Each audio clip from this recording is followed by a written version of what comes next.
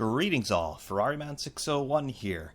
Well, we are back here in the review seat after a little bit of an absence due to all of my computer troubles and the changeover to a new machine and some new hardware and all that kind of stuff. But we are here back again with another Assetto Corsa review. This time it is by way of the Ferrari 70th Anniversary Pack, the 1967 Ferrari 330 P4. As I said, this car came to Assetto Corsa in the 70th Anniversary Pack a couple of months ago. However, it has kind of fallen through the cracks for me, considering that I've done reviews on the SF70H, the 312, the GTO, the 288, so this car kind of fell through the cracks for me, but we are rectifying that situation presently. This is a car that I have to say is all eye candy for me. Just look at that thing. Just look at it. It is absolutely phenomenal from a visual standpoint. Of course, there is a little bit of a history to this car, with which I am admittedly not the most well-versed. However, I shall try my best to explain to you what the significance of this car is, additionally, what makes it tick, and why it's interesting, even though it is 50 years old. The P4 330 or 330 P4 is the last in a series of Ferrari sport prototype cars, hence the P designation, that were all designed, built, and raced in the mid-1960s. 1967, the P4 was the last car in that series, considering that there were regulation changes at the end of the 1967 World Sports Car Championship that basically prohibited this car and any like it from ever competing evermore. However, this car was built as a response to Ford. Yes, this is the Ford-Ferrari rivalry of the mid-1960s. Basically, the long and short of it is thus. Ford attempted to buy Ferrari in the mid-1960s, and Ferrari, quite strangely, they were taking the bait. Ford wanted to go racing internationally. They wanted to build a reputation for themselves, and they said, well, hey, Ferrari are really good at it. Let's throw money at the problem, buy Ferrari, and then we'll just start winning everything because we'll have all the Ferrari guys working for us. Sounds like a foolproof plan. Good old American way. If we don't know how to do it, let's basically steal something. Of course, they were going to buy Ferrari, but let's basically take somebody else's stuff, call it our own, and then reap the rewards. So Ford was going to buy Ferrari, and Ferrari were thinking, right, we kind of need some cash, so okay, fine. The Ford guys went to Maranello. Enzo Ferrari met with them. They got into Mr. Ferrari's office, and they were all set to sign the papers, and then they told Enzo Ferrari that he would no longer have control over his racing division.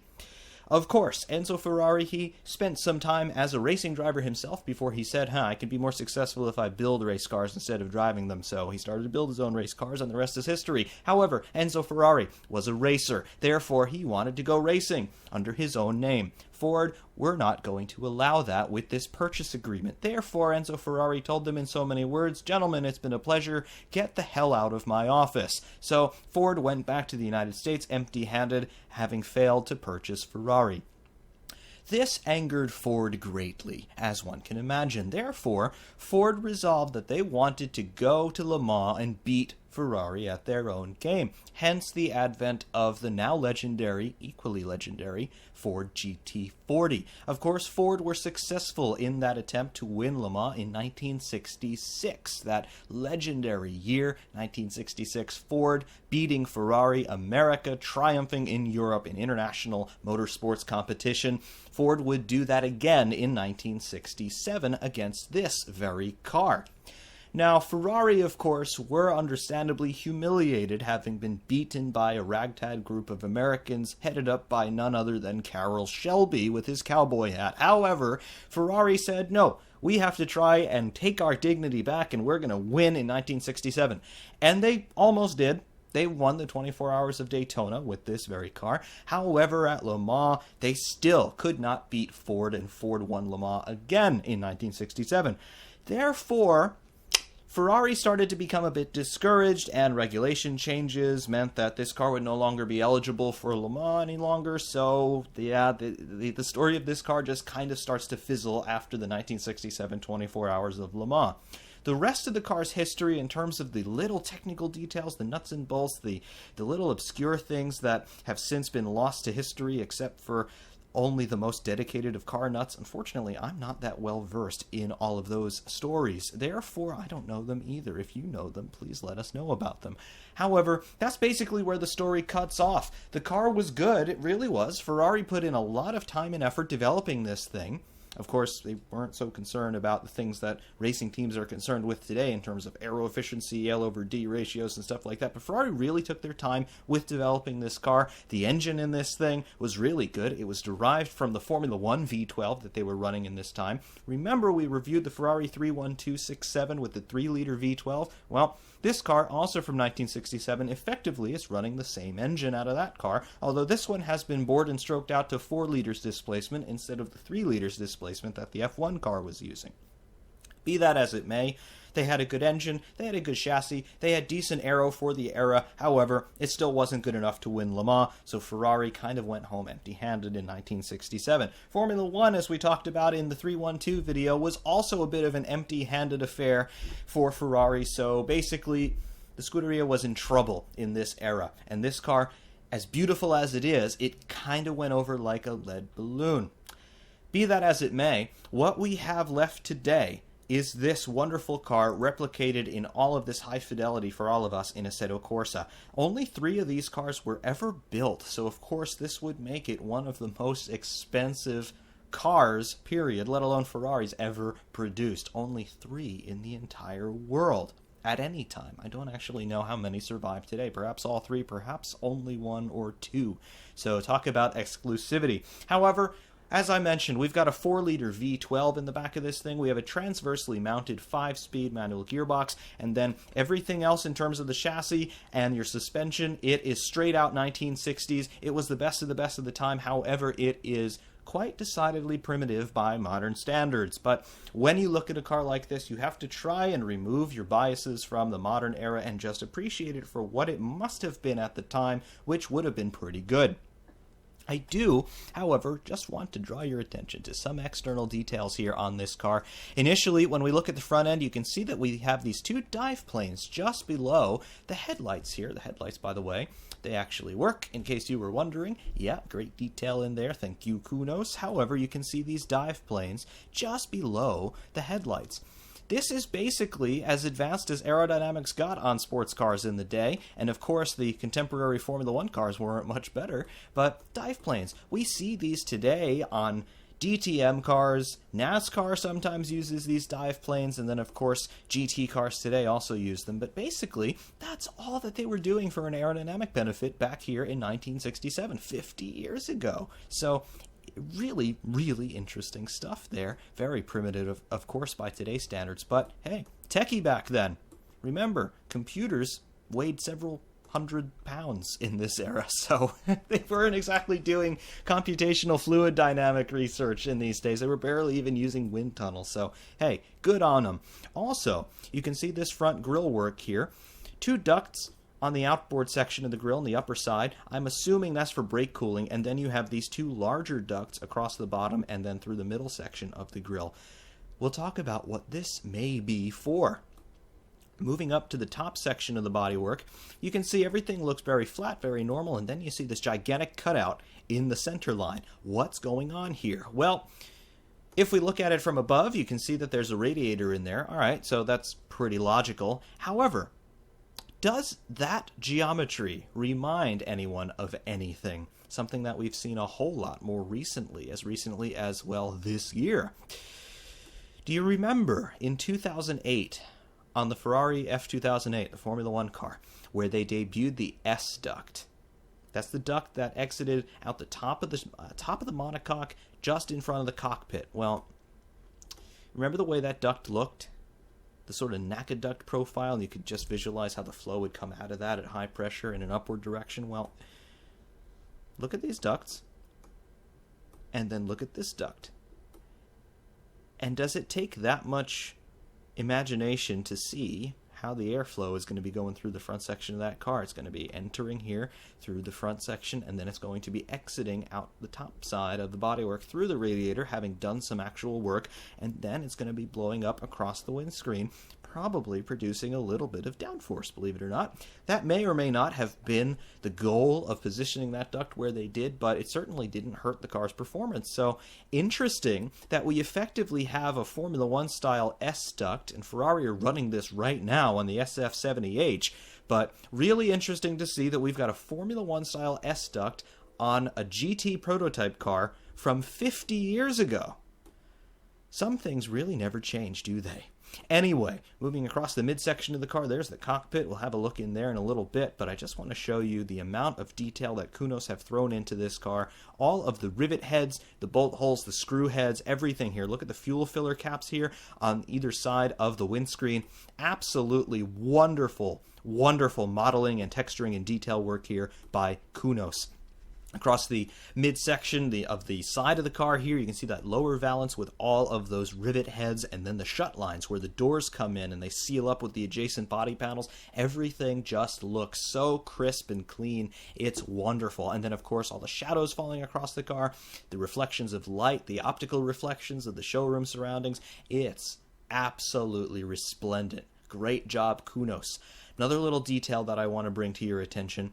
Do you see, just forward of the left rear wheel here, you can see a triangular shadow that's falling across the shut line of the rear clamshell and the lower section of that rear valance. You can see that triangular shadow with some bright circles in the middle of it. Well, that is the shadow of one of the clamshell releases for the rear bodywork in the engine cover section. So not only have Kunos bothered to model that little handle there. It's underneath the banner at the moment. There it goes. You can see that little handle there now just in the bottom section of the center of the screen.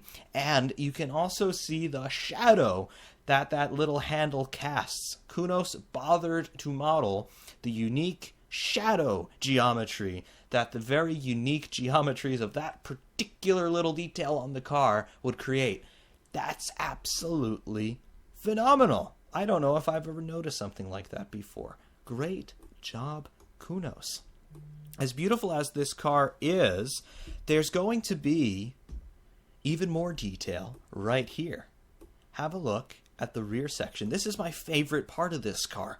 I think the front end is absolutely glorious, but the rear just absolutely screams 60s to me. Here, you can see on the rear 3/4 panel that we've got ourselves some louvers cut in. This is just to bleed some high-pressure air from the wheel wells there underneath the fenders. Great. But you can also see how you've got a little stay here bolted in, and you can see the bolt holes and the bolt heads sitting flush with the bodywork. Absolutely great. Additionally, you can see the little pseudo spoiler, the little pseudo wing here on the back of the car bolted in, and you can see the screw heads there. Absolutely great stuff. The lights here, you can see the auxiliary tail lights with all of the little elements of that lens modeled, and then the tail lights proper with the integrated reverse and brake lights. You can see the lensing there in the bulb covers. It's so great. The grill work, the mesh work there, and the exit of the engine cover. It's absolutely wonderful. It really, really is. Additionally, this big cavity in the rear section of the car, that's obviously a spare wheel and tire assembly. Yeah, part of the regulations in sports cars at this time meant that they had to carry a spare wheel and tire so that theoretically a driver could change his own wheel out on track if he had a puncture. I don't know if anybody actually ever did that, but yeah, there it is. Additionally, out the back here, just peeking through this panel, you can see the rear end of the gearbox casing, and then, obviously, the 4 exhaust outlets here for that V12. Really, really fantastic stuff. Moving to the top side of the rear end, we've got that engine cover. I love the shape of this thing. You can see that arch there, and then below it you can see the up and down mountains and valleys of that engine cover, punctuated by those louvers there down the center line. Absolutely glorious, glorious design work by Ferrari and glorious detail work by Kunos in reproducing this car here in the virtual world. Across the shadowed side of the car, again, you can see those wonderful reflections and those beautifully continuous, curvaceous lines from the front fender across the door section to the rear fender. It's just a thing of beauty. It truly, truly, truly is absolutely immaculate. Anyway, we mentioned the cockpit before. We can open up the doors because we are in showroom view. And there they be. Wonderful, wonderful detail there on those doors. You can see that they open in a fairly conventional manner, but they are hinged in a slightly upward direction. Very cool. And you can also get an idea of the cockpit layout there. It does have room for 2 people, although there are only seatbelts installed for the driver at the moment. But really nice detail. You can see the very wide sills in this car, half of which are padded for driver comfort. And then additionally, you've got just a bare aluminum section there. Appears to be some hatchwork in that sill as well. I do think that the fuel tanks at least partially occupied that sill area, and therefore fuel pumps and other control electronics may have been housed in there, so some hatches to get into that area of the car. But anyway, really great detail work. Let's go inside. So entering the cockpit now. And you can definitely see that the wonderful detail work does not stop with the exterior. Here in the cockpit, you can see it is very mid-60s. No LCDs, no LEDs, no KERS, no ERS, none of that GPS marshalling system nonsense. No, you've got yourself a steering wheel with 0 buttons on it, attack in the center, oil temperature on the left, and water temperature on the right, and then everything else you can kind of ignore it most of the time. It's just really, really basic, but that's what these cars were back in the mid-60s. We can close the doors here and give us a better sense of proportion. And now you can just get the sense of what you see when you drive this car. Wonderful A-pillar, I guess you could call it, on the windscreen. It's just a continuous arc across the entire length of the windscreen. There's nothing to obstruct your vision. Those fenders, actually, they are very useful when you're driving the car because you can use them basically as a gun sight to just get your sense of proportion and point the car through the corner. It's very, very nice, actually. Your visibility is not restricted in the least by those gigantic front fenders. Anyway, looking down here, there's your gear stick. It's a gated Ferrari shifter, of course, 5 speeds plus reverse, and it does appear that there is a lockout there on reverse. Reverse obviously would be up and to the left, where you'd expect first gear to be on many modern gearboxes, which would make first a dogleg down toward you, and then second is up in the middle. So interesting gear arrangement there, pretty typical of the era. But otherwise, you can see that large sill that we talked about before. You can see the padding there, all in leather, and the seatbelt. Interesting seatbelt on this car. It is a road car seatbelt. It's the 3-point harness that you'd expect to find in any road car today. That's it. No 6-point or 8-point harnesses in this thing. It's just a leather seat and a normal seatbelt. These guys, again, we talked about how these guys might have been a little bit crazy in the review of the 31267, but yeah, these guys were also a little bit crazy. But at least these guys had seatbelts. Maybe. I don't know for that for sure, but maybe they did. Anyway, moving up at the door panel area here. The door panel in particular perplexes me a little bit because you can see the texture there on that door panel. It looks like carbon fiber. Problem with that is, I'm pretty sure that carbon fiber was not used to any extent in automotive design in 1967. I know that it did exist. It was being used in the aerospace industry in very limited applications just because it was so new and so expensive, but that appears to be carbon to me on the door panel. Now, I don't know if that's just a little bit of creative license that Kunos took here, because I would think that at most, perhaps that would be fiberglass of some sort, but even that, maybe not. Composite materials did exist. There were fiberglass materials, basically glass fiber materials in this era, but I'm not entirely sure if that's authentic or not. I wouldn't actually expect to see a door panel at all. Nevertheless, I digress. Moving your rears here, again, you can see that wonderful roof line which complements the windscreen line. All of the bezel on the windscreen, that arcing shape, and we see it duplicated here on the rear section of the roof line, basically. You notice there is no roof on this car. It would race with a Targa top in wet weather conditions, basically. Just removable Targa type top that would just sit between the rear section of the car and the windscreen, but no roof modeled here by Kunos, and I don't think we really need one. Anyway, just looking at this view in particular of the engine cover and then that roof line, it looks like some sort of avant-garde architecture that you would see in any of the glitzy cities of the world today that happen to be well endowed with particularly petroleum dollars. So I'm talking about Dubai, Abu Dhabi, places like that. It looks so architectural. It really does. And this is a race car from 1967. Just, that is such a beautiful shape. It really, really is. I could just stare at this all day. Unbelievable. Anyway, moving around the other side of the cockpit, there's the passenger seat. No seatbelts for your passenger. Sorry, guys. And then the other door and the passenger footwell. The most peculiar detail, at least inside the car for me, it's that gigantic air vent there in the middle, the center panel there on the dash. It doesn't look like it's pointing in any particular direction. It just kind of sits there. It almost looks like it could have been an afterthought. But there it is. You need to pipe some air into the cockpit to cool the driver, even though there's no roof. So there it is. It doesn't look like it's particularly adjustable. It just looks like you can open or close it with that little lever there at the bottom. But I don't know if the driver could angle that. I mean, if he's wearing a fire suit anyway, it probably doesn't aid him in staying cool. But there it is. Just a giant air vent. All right, I can work with that. Steering wheel, no buttons on it at all. Bolted there to the car, not removable, at least not easily removable. Got fuel gauge, fuel pressure, then some switches for the lights and stuff like that. And then your ignition and starter key. That's about it. It's so basic, but it's oh so cool nonetheless. Let's get out of the cockpit now and just take one final look at this absolutely glorious car. Like I said, I've wanted to take a look at this thing for a while, but things have gotten in the way. But now, finally, we're taking a look at this car, and it is absolutely wonderful. I mean, just look at it. Really, it is a piece of art just looking at it standing still. Really, this is one of the most beautiful cars I have ever seen in my life. If I ever find a model done well in 1/18th scale of this, I'm probably going to have to buy it because it is just a thing of beauty.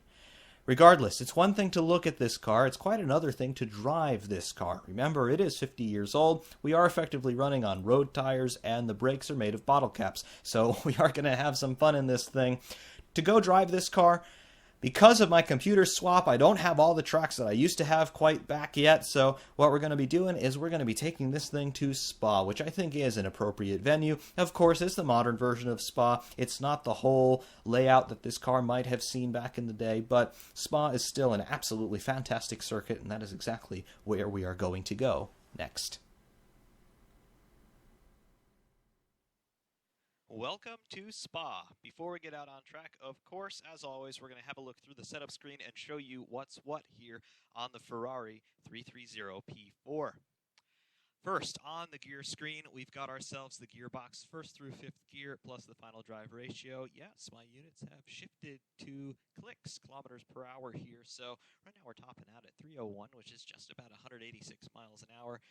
Don't expect really to achieve more than that in this car, although it is well capable of it. It's just the dynamics of the engine. It's kind of lazy. It picks up revs gradually, let's say, but it does have about 450 horsepower. So yes, it is capable of those speeds, but here today at Spa, we're really not going to be achieving that. Tires, you get one compound and one compound only to choose from, the Assetto Corsa Vintage compound, so that's what you've got to play with. Here on the pressures, we've got 30 PSI all around. This does feel a bit high, to be completely honest. Usually racing tires, you do run at lower pressures, although the difference in this era between a race tire and a road tire was practically nothing, so, well, we'll leave it there for just a moment. Fuel here, we have got the tank empty to shut the engine down, but it has a maximum capacity, as we can see here, of just about 114 liters. We'll shut that down for a moment. Alignment, camber, and toe settings for all four corners. Default values shown here. Dampers, again, your bump, your bound and rebound settings, basically, for all four corners. Drivetrain, diff, power, coast, and preload settings. Default values shown there, 20% power and coast, and then 5 Newton meters for the preload. Generic engine limiter set at 100%, goes all the way down to 96 if you want, but I don't understand why anyone would want to set the rev limiter any lower than it needs to be. Brake bias defaults to 59% to the front, and brake power, of course, defaults at 100%. Suspension, anti-roll bars front and rear, as you can see, plus your wheel rates and ride heights for all four corners. That's about it for the setup screen. Again, this is default setup. We're going to run default setup here today. We're just going to put some fuel in the tank. Let's go for 40 liters. That should be plenty for our purposes here. And we'll get into the cockpit here. All right, so the car is now alive. You can see we're sitting a little bit farther forward than we were initially in in the showroom view, but we've got a great view out the front of this car. You can see that wonderful flowing A-pillar, for lack of a better term, on the windscreen. Really frames the view nicely, and then of course it's all punctuated by those wonderful, voluptuous fenders on the front end of this thing. Straight ahead, we've got a tachometer in the middle, reading from 1,000 to, 9,000 RPM. We're going to redline at about 8,500 revs here. You've got oil temperature on the left and water temperature on the right. In the middle there, just to the left of the driver's left hand, it says benzina. Obviously, that means fuel, means benzene, literally. However, I think that's fuel pressure, considering that doesn't change in terms of the fuel level. No matter what you set it to, it stays there just above 4. And then above that, I believe that is an amp meter. However, it's showing 0, so the car has no power right now. Turn the lights on, yeah, that doesn't change. I'm not entirely sure what that's showing us, but that's our instrumentation here. Remember, 1967. Without further ado, we've got the pedals in the lower left, punctuated by the digital tach and gear readout, just so you can see what gear we're sitting in here. And let's pull away.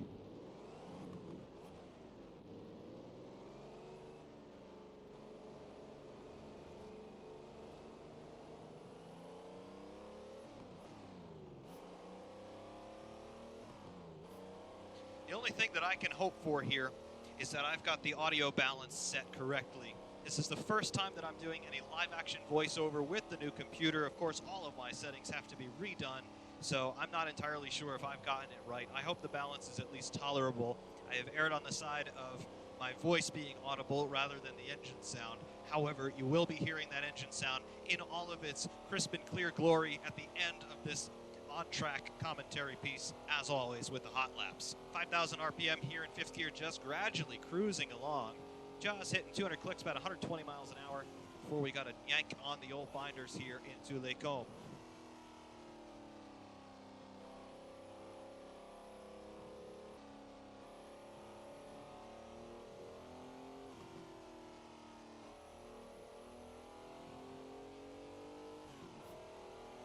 There's 6,000 RPM there in this glorious 4-liter V12. Drop it into Rivage here.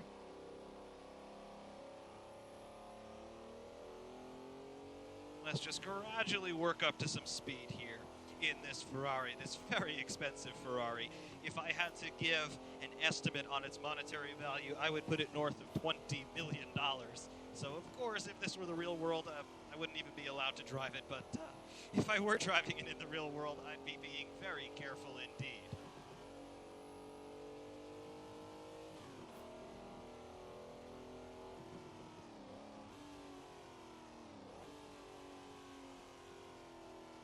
Into the Fania chicane here. Just over 100 clicks. That's 62 miles an hour.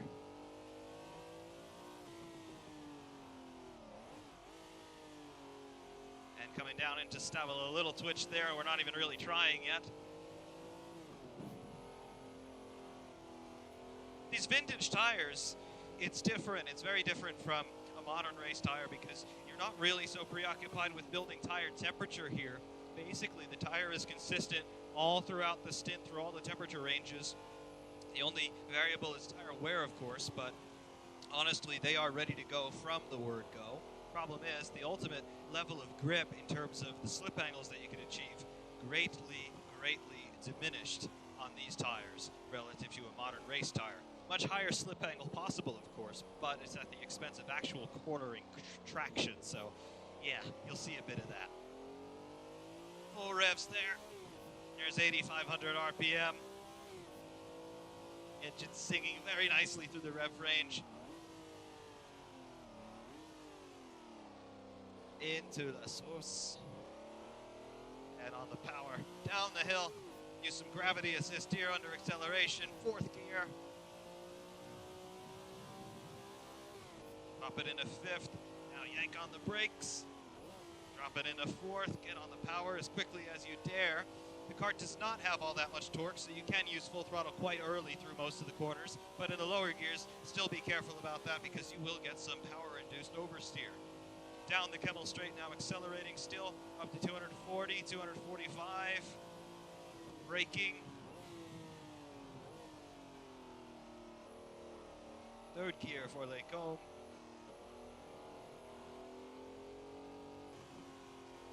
Using all right foot braking here. No real need to do left foot braking in this car. I mean, of course, depending on your wheel setup, you certainly have every right to do it, but I don't really see the need for it. A little bit of a lazy drift there.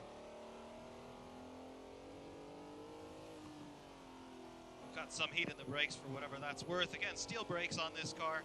None of this carbon ceramic nonsense. So everything is just as you would expect, basically, in your everyday road car.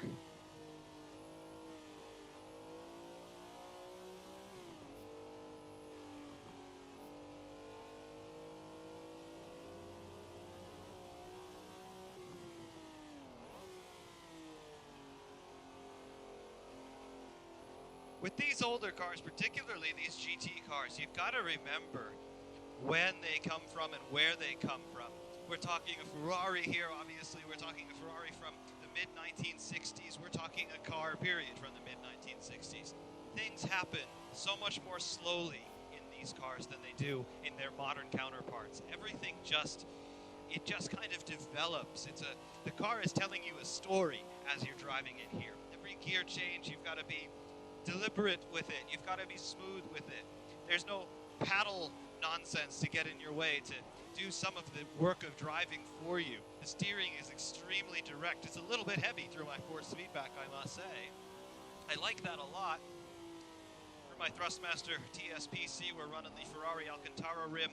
Perhaps not the most appropriate thing for a car like this, but it's the closest I can get to this steering wheel here that you can see on your screen.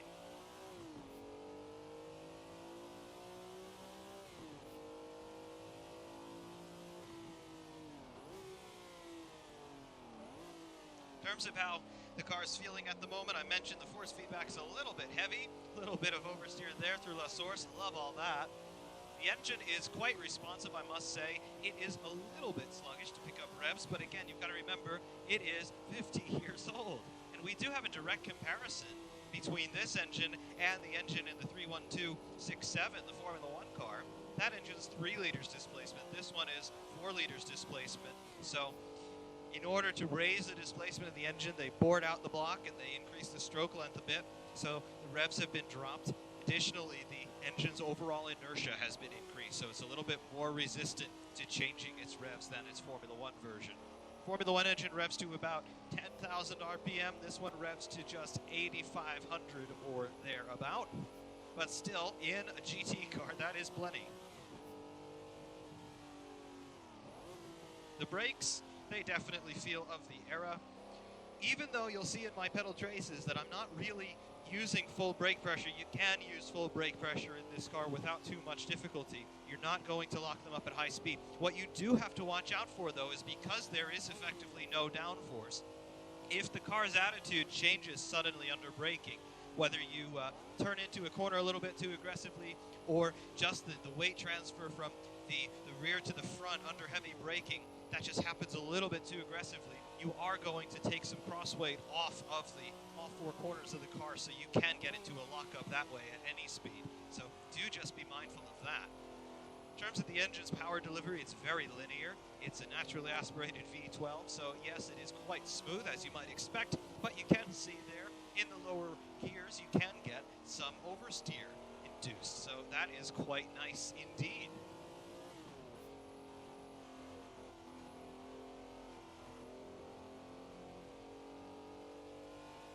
I certainly hope you can hear this engine very nicely here, even here in the commentated section, because it is so very nice.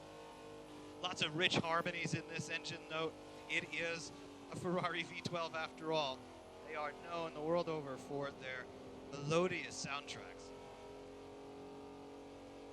Especially there in the mid-rev range between 5,000 and 6,000 RPM. They sound so great.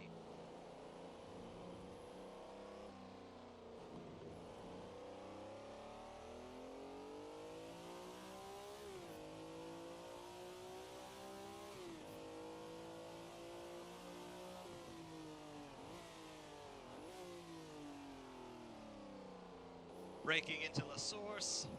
On the power, let the back end slide ever so slightly. Power back in, up through the box, down the hill. Short shift a little bit into 5th. Let the speed build now. Brakes, downshift into 4th.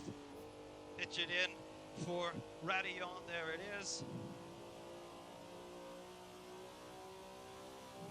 And this is just the modern circuit. Imagine what this car would be had we the full version of Spa-Francorchamps as it was in 1967. I don't know if this car ever raced there. I assume it did.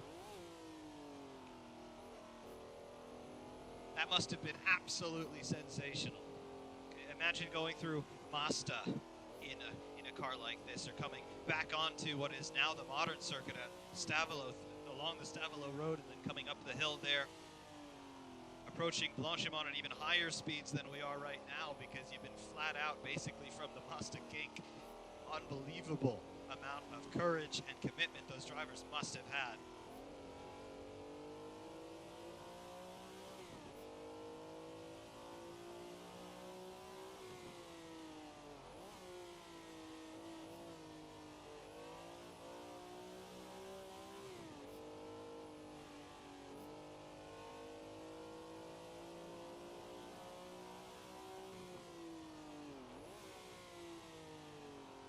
Pitch it in, get on the power quick. Can we induce any sort of drifts? Yeah, a little bit.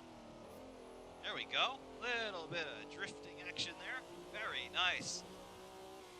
Just kick the tail out on the exit there. Throw it in. Yeah, sideways. There it goes. Of course, in a race situation, sideways not really the way that things should be going, but I do imagine that the four-wheel drift was a fundamental aspect of driving cars like these, given the way that the tires were and given the way the suspension design was in this era. You use the throttle to turn the car quite a bit. You'll see here through Blanchimont, again on the power, we get some understeer induced with weight transfer over the rear axle. So the throttle input is actually quite important in controlling cars of this era. You'll feel the same thing in the Ford GT40, this car's immediate competitor. Same thing occurs. So I do imagine the four-wheel drift was an integral component in the driving style at this time. The same thing was true in Formula One at the time as well, going all the way back into the 1950s and even the pre-war Grand Prix days, of course. That's what happens when you put a little bit too much power on, but still, you can see the car is relatively compliant. It's very, very cool. One thing that has changed, though, about driving this car relative to a modern one is my hand position on my steering wheel. I know you can't actually see me. However, my hands are not locked into the 3 and 9 o'clock positions as they are in most modern race cars. My hands are dancing all over this steering wheel, wherever feels comfortable, wherever feels most efficacious at that moment in terms of controlling the car and getting it pointed around the corner. Gotta let the wheel slide through your hands a bit in order to just allow the car to dictate which direction it wants to go. You don't necessarily control this thing as much as you might expect. They're just nonchalantly talking through a four-wheel drift with total opposite lock. Yes, that's what this thing does. Definitely enjoying this experience. Oh yes, yes, yes, yes, we are. Yeah, I held it. Went off the circuit, but I held it.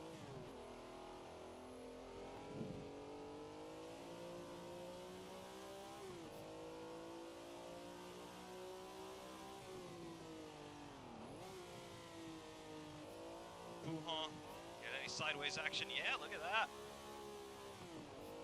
Open to fourth gear and we'll stop that business.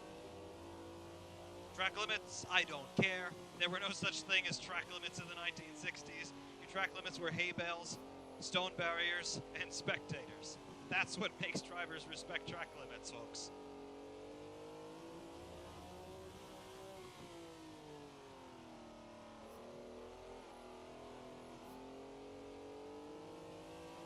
Shift into fourth,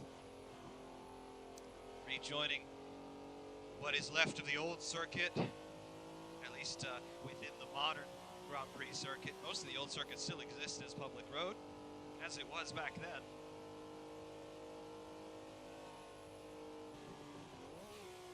Up and down into fourth here for Blanchimont. Some better acceleration at the exit.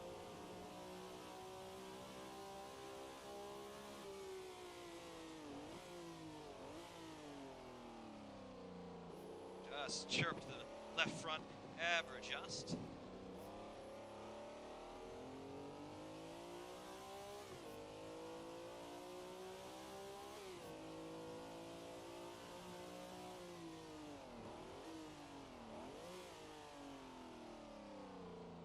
And to the source again, right back to the beginning. That was a pun. Past the auxiliary pit lane that the GT races use. That would have been the pit lane back in the day. Braking a bit late here for Rouge and Radillon. Yep, we go wide. Again, track limits, Charlie, I don't care.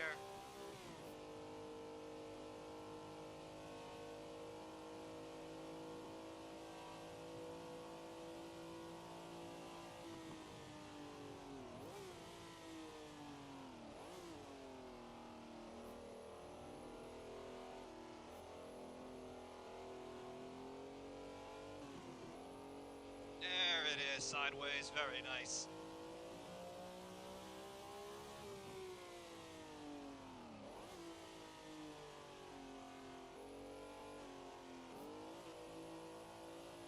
Completely sideways there, that was almost full opposite lock.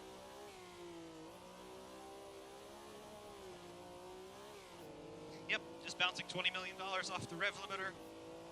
Nothing to see here, folks.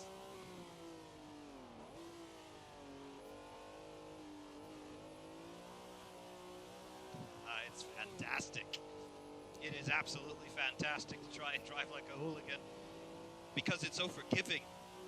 I'm able to get into those big oversteer moments and it's there for you. It really is. Look at that.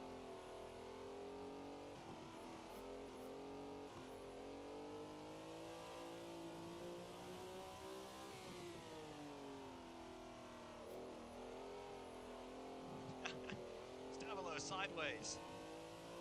Should it be sideways? Yes, it should be. Here we are, onto the old circuit. Now we're runoff area.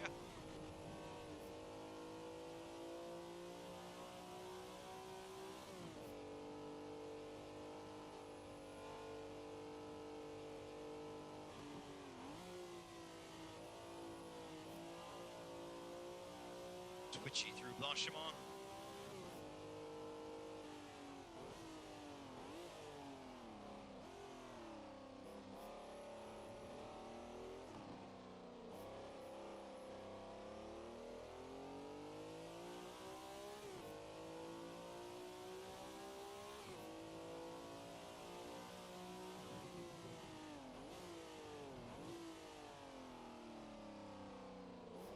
I can definitely get carried away with this. Also, though, I can definitely see how a driver could sit in this thing and drive this thing pretty quickly for hours and hours at a time because it's not extremely taxing. It actually reminds me quite a bit of the Porsche 917 in that aspect because the 917, it works with you, it helps you at every possible opportunity. This car, for the most part, does the same thing.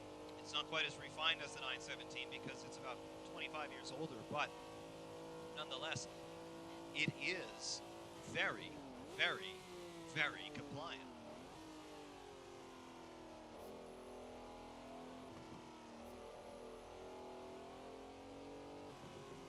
I'll dab up brakes to get the nose tucked in a little bit.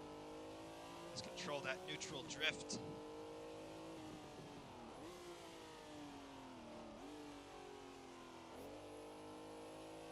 Throttle, just pick your slip angle and lock the throttle and steering in and the car will just drift all day long.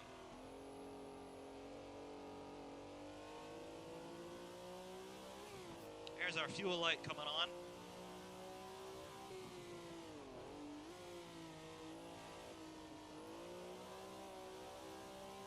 Oh yeah, look at that.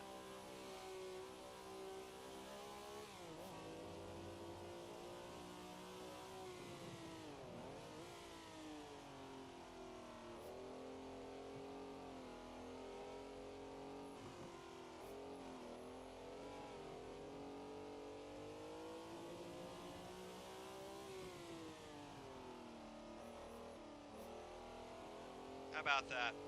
Even with all this sliding going on, not once have I been even close close to within a prayer of getting into trouble. That's how good it is. Really, it is. You can make it slide if you want. You can keep everything straight and level if you want. It's just that kind of a car. It will do literally anything you want it to do, and it really doesn't complain. The only thing that I wish is that it were maybe 20 years newer, and it had some proper wings and better tires, because then you could really have some fun with a 4-liter V12 and downforce. Anyway, back into the pits here. There's our limiter at 80 clicks.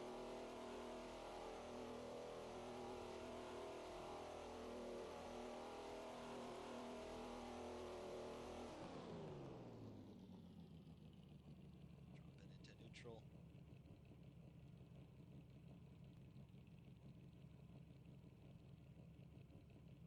Stop just short into the side of our pit box.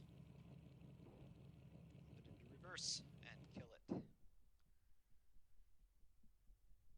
In any event, there it is. The 1967 Ferrari 330 P4. It's the last of the P4s, the last of those sport GT prototypes that Ferrari built in the mid-1960s. Their objective was to defend their glory against newcomers Ford. They lost it in 1966, they lost it in 1967, and then these cars were seen no more in international competition for the most part because of politics and regulation changes. But just, as I mentioned in showroom view, just look at this thing here. Now bathed in shadow here in the early afternoon sun in Belgium.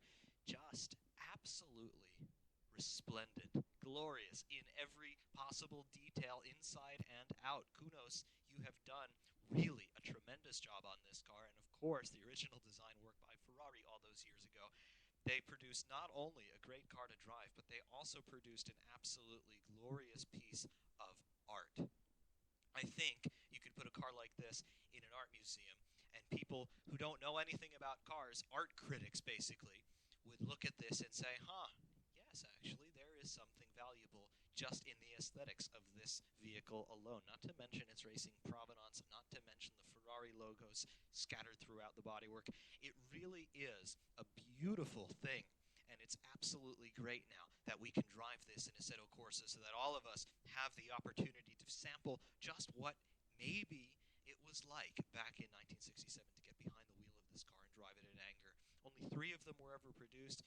We'll probably never even see one with our own eyes, all of us mere mortals. But now, all of us mere mortals have the opportunity to sample just a little taste of what it might have been like to drive this car in anger back in 1967, all those 50 years ago. Anyway, of course, hot laps are to come, so please stay tuned for that. You'll get those hot laps from trackside as well as onboard shots without commentary, so if you weren't able to hear that engine very well, you will be able to hear that engine very well in mere moments. Thank all of you so very much for your continued support, your continued engagement, and thank you all very, very much for watching. It is easier for me in the summertime, basically, to produce these review videos because my schedule starts to get a little bit more filled up. And it does take some time to produce these videos, even though, honestly, compared to the kinds of projects that other YouTubers work on, it's not that detailed. But it still takes me some time. Unfortunately, I am a busy guy, so that's going to continue for the foreseeable future, at least for the next couple of months. But I do want to continue making these review pieces. A few of you have asked me for this one in particular, so now here it is. Audio problems notwithstanding, I hope that you all enjoyed this one. And, of course, please do stay tuned for the hot laps to come. Until next time, though, Ferrari-Man601 saying thank you all very, very much, and we will see you soon.